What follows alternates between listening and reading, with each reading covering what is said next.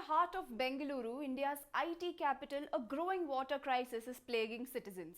It's only March, the beginning of summer, and Bengaluru is struggling to meet the escalating demand and faces a shortfall of 1680 million litres of water per day, as reported by the Bengaluru Water Supply and Sewerage Board, BWSSB. The situation has triggered a reliance on an informal water industry where tanker water suppliers often prioritize higher paying customers.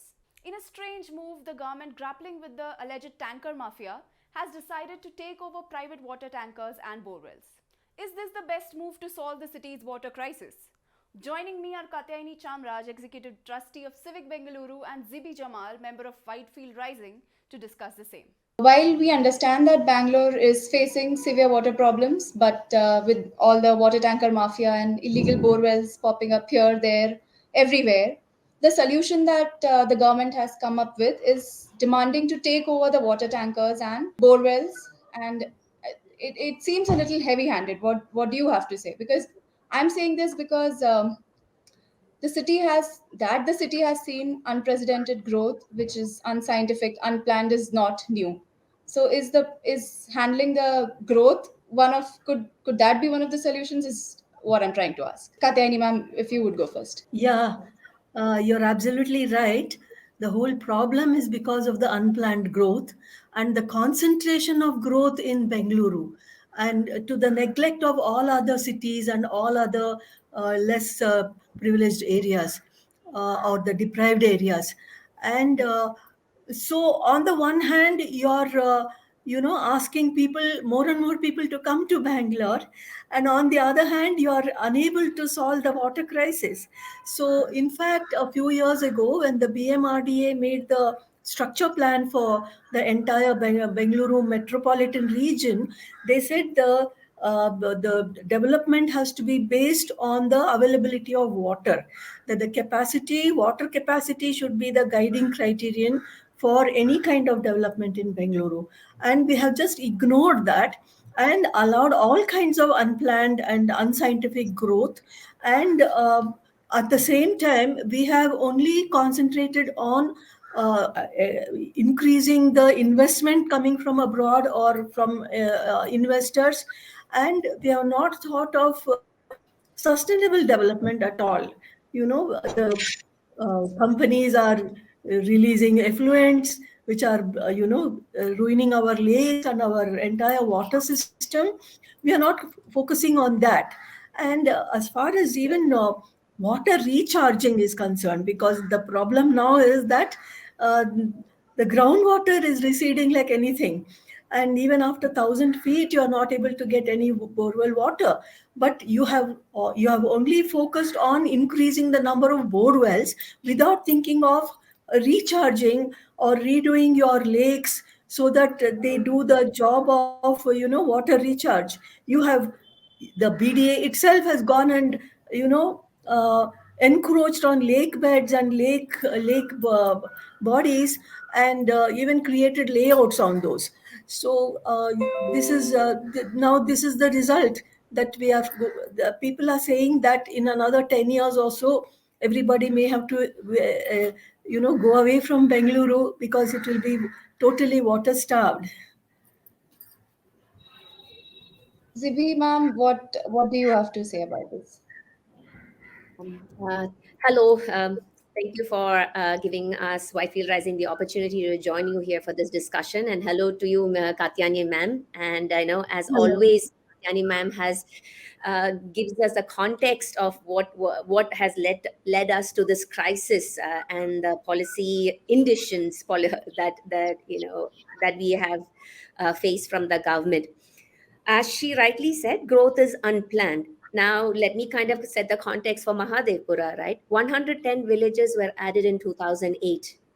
No system or process has been put in place to supply water to the 110 villages since 2008. We are 15 years later. We are still waiting for Kaveri water from BBMP.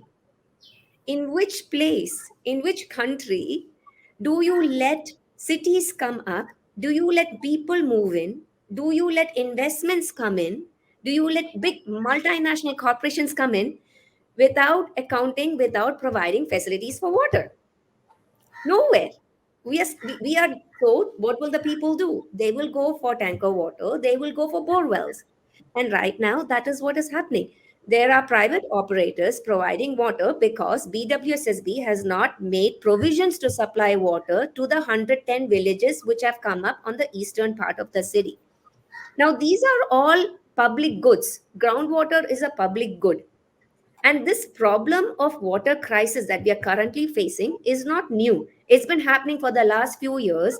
Alarm bells have been sounded that, hey, Bangalore will face a water crisis. Bangalore has been stated as one of the cities to go without drinking water for some years now, but nothing's been done. One rain, one good rain, and then all conversations will die, right? So it's not new. We are facing this crisis. It's high time the government constitutes an expert body to look at the reasons, to look at the solutions. Groundwater cannot be sold for commercial purposes. So in a way that the government taking over the water tankers sounds right, because private operators are not supposed to tap into groundwater. It's a public good. I think there was a news story saying that only about 58 or 59 bore wells are registered with the government in Bangalore, whereas as of what they know, there are 3,500 of them. So that's taking up our groundwater. So who's using this groundwater, and it's being sold for profit? So in a way, that is right, because it needs to come to all the people at a similar cost, not been usurious.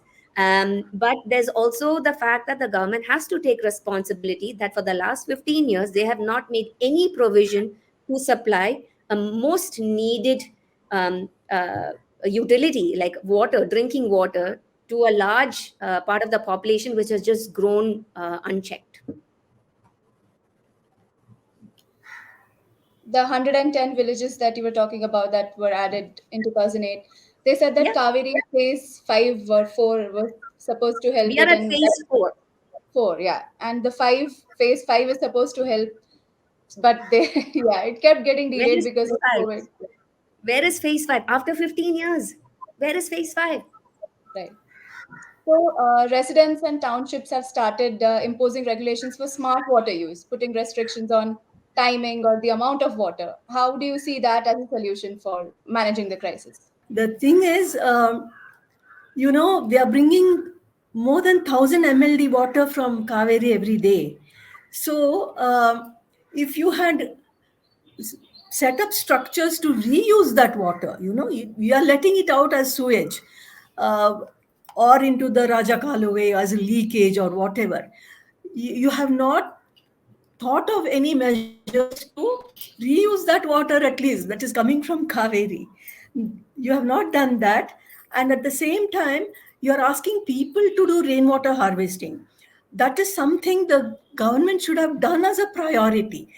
Since the lake beds were all being encroached and Raja Kaluways were being encroached, the least you could have done was to remove all the encroachments, not allow those encroachments, and also clear all the lake beds, and make sure that you use that lake water as a supply, in a way, at least for the non-drinking purpose, for flushing tanks and things like that. You have not done that also. And a horrible thing that I see always is that even the roadside drains, which should have been converted into percolation pits, where water could have seeped into the ground, you are concretizing them. At the same time, you're telling citizens you should have rainwater harvesting, but you yourself are not doing it. BBMP itself is concretizing most of the drains. And how will water percolate? And that is why, because you have concretized, the water is rushing into homes. There's no way for the ground to absorb the water. You have concretized the entire place. You cut down all the greenery, which could have absorbed much of the water. And if you see the maps of Bengaluru from 1960s, and now if you see the map of Bengaluru, it is a totally concretized place. And the sad thing is that even the private houses, we all used to have almost like an orchard in our compounds, with all kinds of fruit trees and open lawns and grass, which could absorb the water within our compound. But now you see that there's not a single flat or high rise being built which has any grass in the ground. It's all paved and made into parking space for cars. So all that water that falls into the compound also is flowing out as into the drains, which are concretized again. So no wonder you have flooding, because there is no way to capture the water. And on the one hand you have flooding of houses, and on the other you don't have drinking water. What a strange paradox. Zibi, what do you have to say about that? I concur with whatever Katyani ma'am has shared. There are very valid points on how we have concretized and reduced our green cover, leading to exacerbating the situations that we have now. But given all of that, I think we need to go into look at solutions that can start working from today, right? If we can do it, what did Delhi do when there was a water crisis? They stopped all construction activity. Stopped construction activity for 2 months. Construction activity takes a whole lot of drinking water. Stop it. Now, if you stop it, now we can maybe stop that water, because it's not need for people, it's construction activity, right? People need drinking water, so stop that. And then also STP water, right? Sewage treatment plants and the output from there. We have been talking about it for a few years now. There's been how do you use STP water? How do you increase capacity? One is, of course, increase capacity. I think Mr. Vishwanath Sikandaya of Biome had said that we can definitely, if we increase the STP capacity by another 1,000 MLD, fill up Vartur Lake and Belandur Lake, which are right now empty, right? A lot of our water problems can be solved. Like, we shouldn't have it. Vartur and Belandur Lake have been desilted so that the water can actually percolate to the underground, the aquifer underground. But it's sitting dry because the water that comes into Vartur Lake, the sewage treatment plant, it's actually not going into the lake, it's actually going to Kolar. And I'm not saying that we should not let water go to Kolar. There is enough water that can, if we increase capacity, that can go to Kolar as well as fill Vartur and Belandur Lake. But this has not been done. And if that is the plan, it's been going very, very slow. Now, one is increasing capacity of STPs. Number two is communities in and around everywhere, we have STP. STP is mandated. Now, what do you do with the STP water if you don't have enough landscape? You're supposed to use it internally in your gated community or everywhere. But if extra STP water capacity, what you do is you connect it to the UGD, and then let it go to the lakes. But right now, the way we stand, in the system that we have for all the rejuvenated lakes that are being done by BBMP, the UGD water actually does not go into the lake. Only a percentage, only if it rises above a certain height, will the UGD water go into the lake. The lakes we are rejuvenating are supposed to be filled completely with rainwater. It doesn't work. You have to let treated water go into the lakes. That is not being done. It's going through channels are built, and it's taken downstream. The lake right next to my community, it's been rejuvenated. But there is a channel to take all the treated water, and it's taking it downstream to Vartur Lake and beyond. And it was flagged as a problem. Well, how will the lake recharge the groundwater right here around my community if you're not letting the treated water go in there? So that has to be fixed. Now, there also has to be a process to reuse the STP water from communities. If you have extra STP water, there should be a system that you can sell it or give it to BWSSB or however that is, and it can go for construction. Why is construction using good drinking water? It should be STP water. Why is there not a system to do that?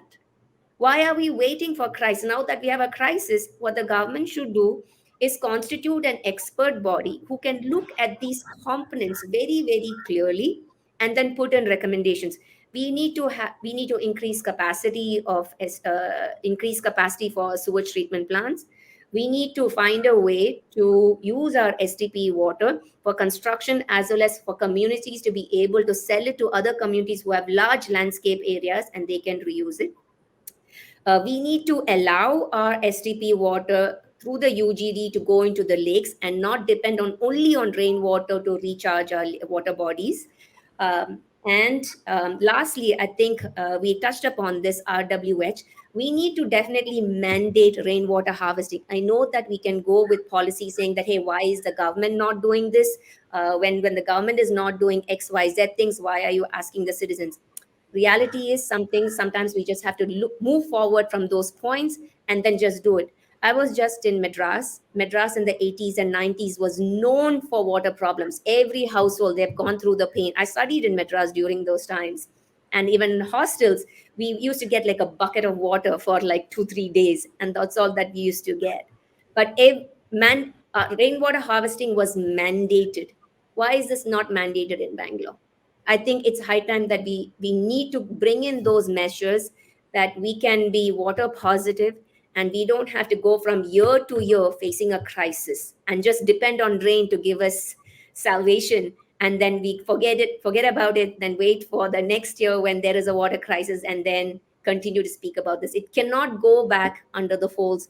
We need to have an expert body come together and look at solutions that work and not stopgap measures asking people not to use water. While it is great, but that's not the way to solve a water crisis. But this conversation around Rajakalue and rainwater harvesting only comes up when there is a shortage. I think this is not the right time to. I mean, this is also the time to speak about it. But the conversation about all this should begin like a really long time ago, when during the rainy season. After that, And yeah, it began, but unfortunately it is not taken forward. So right now, what can you do today? Today right, you can put in an order saying that stop construction activity for 2 months. right, right, Let's save the water that we have and give it to the people right. who need it, right? So those are things. Will the government take those decisions? They have taken a decision to take over all the water tankers. That's a pretty bold decision, and that's great. That perhaps these other decisions about construction lobby and using water, which water do they use? They can mandate tomorrow that, hey, you should use STP water, but where is the process? The system is not up and running. Start setting up that system. Again, I would like to state that we are not experts. Right. These are just good recommendations that we have come across by talking to people who are in the know and others who are experts in the field. But as a citizen, as a resident of Bangalore, living here for a long time, and hearing these conversations again and again and again, I think as people we have to bring these forward to the government. Right. But do you see the government taking over of Borewell and private tankers as a solution to water crisis? I can see this as a way to manage it for now, but is it a solution for a long time, or for even for this season? Is it going to do anything with the shortage of water in? Selling public goods for private commercial success is anyway illegal. You cannot sell, as a person, you cannot take a public good and sell it for your private whatever, as your private property. Right. Groundwater is a public good. They're not supposed to sell it anyway. They can use it for their personal use, as I understand it. That is why borewells are coming up in villages, and you see the borewells. That's why BWSSB is not, there has been so many complaints about illegal borewell digging without permissions. And this has not happened. This has been happening for the last 2-3 months. The Whitefield Ward Committee has done excellent work in this regard in flagging illegal borewell digging. But what has the minister actually said? He will constitute a body. The groundwater authority said they don't have the manpower to police it or to bring it to implement certain rules that they already have in the books. But that is people digging a borewell for their own personal use. If we are talking about borewells where water tankers and water vendors are selling it for commercial use, that's illegal anyway. They cannot be selling it for their own private profit. Katyayani ma'am, what do you have to say about that? Yeah, that the point that ZB made, that water is being sent to Kolar, or some other distant area instead of being used right here. So Kolar also should start rainwater harvesting. And Bangalore, there are many estimates which say that 80% of our water need can be solved if we do rainwater harvesting, of all the rain that falls in Bengaluru. So they have completely ignored that. And I remember in a big conference also, BWSSP had presented its plans, and there was nothing about making use of rainwater for, use within Bengaluru. So it's a law. It's very late that they're thinking about these things, and they should have thought of all this much earlier.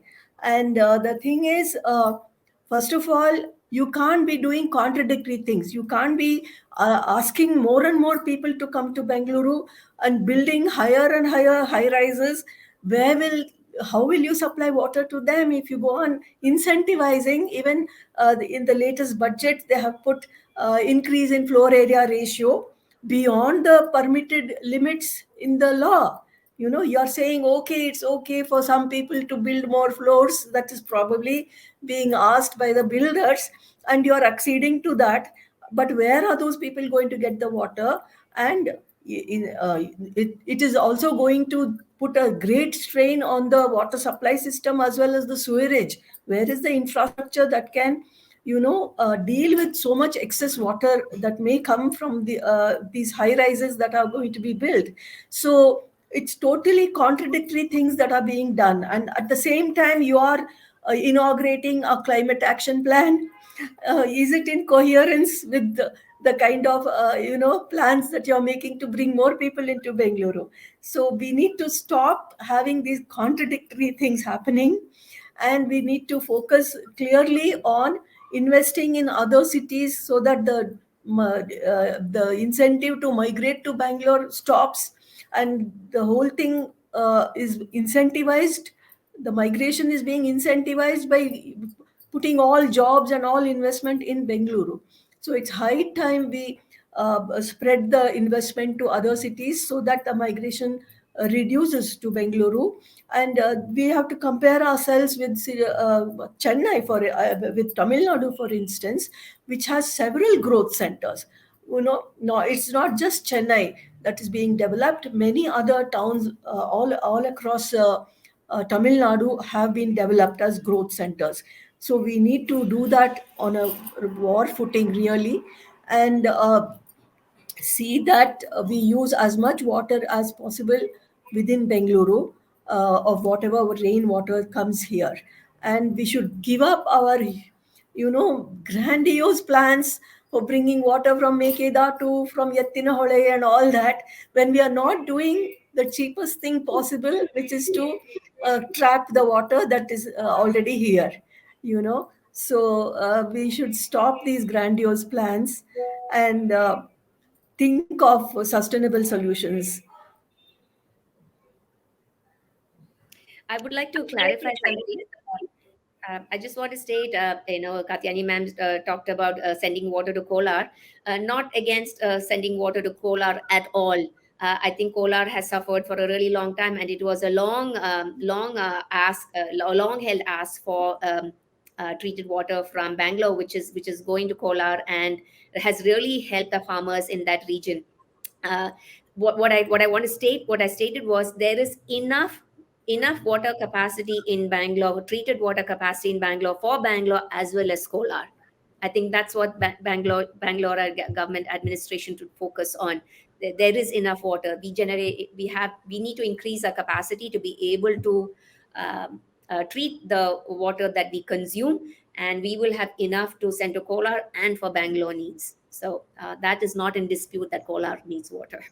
I would just like to add here that the Kolar farmers are actually protesting that, a lot of impure water is coming there because we have not set right our collection systems to be garbage free and effluent free.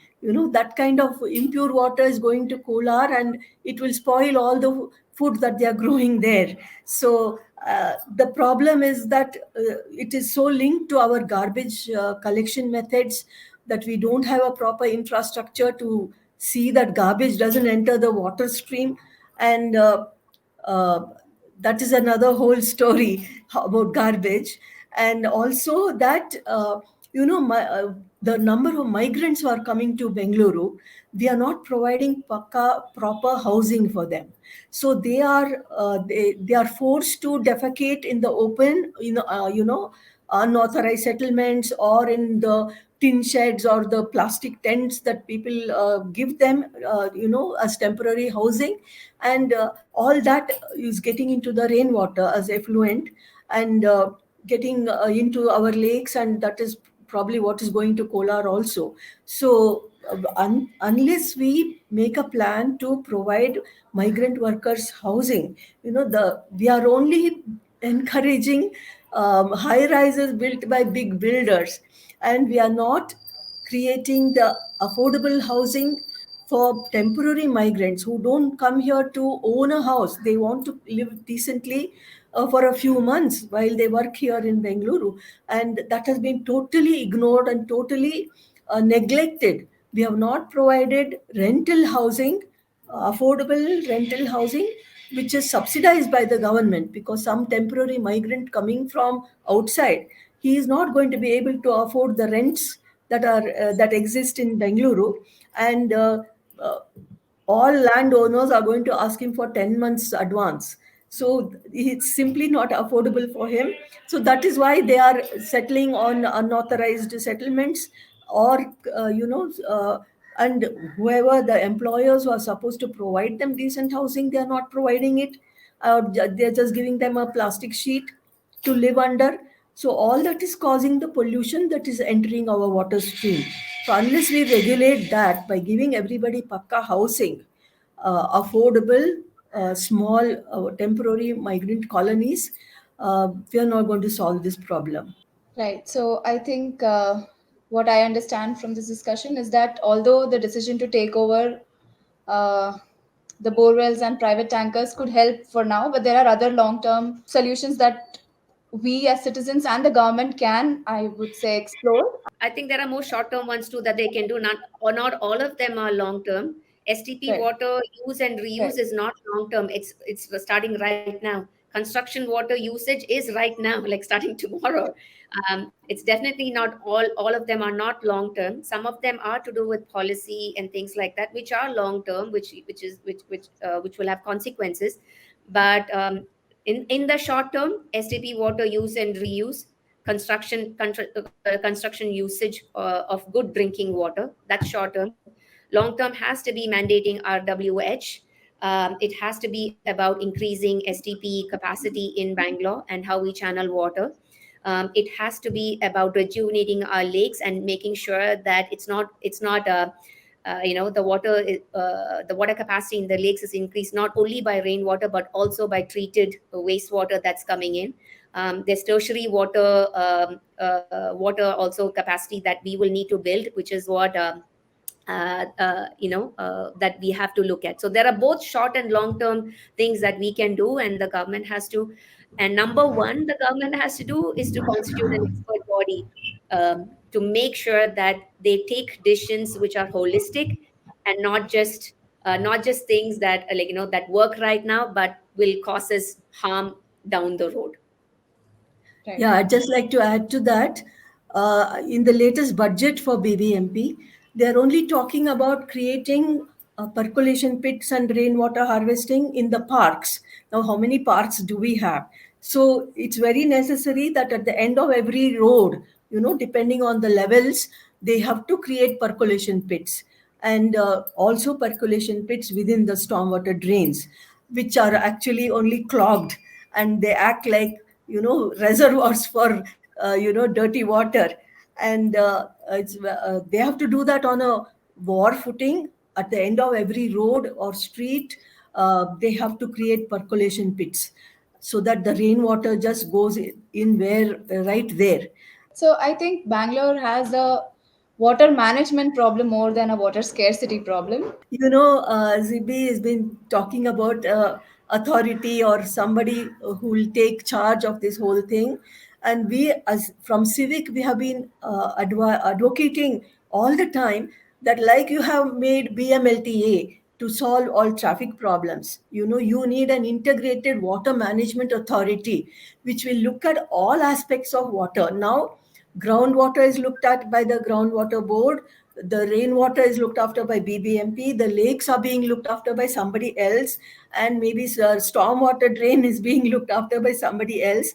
So we need an integrated body which will look at water in as an integrated thing, that it will look at rainwater plus stormwater plus lakes plus groundwater, in a systematized way. And only then you can have coherent and a systemic way of dealing with the problem. So right now the functions are also divided between so many authorities that there is no and even BWSSB, they are looking after water supply and sewerage. So all these aspects have to be brought under one authority, which will be able to devise a comprehensive and a integrated plan for managing water in the city.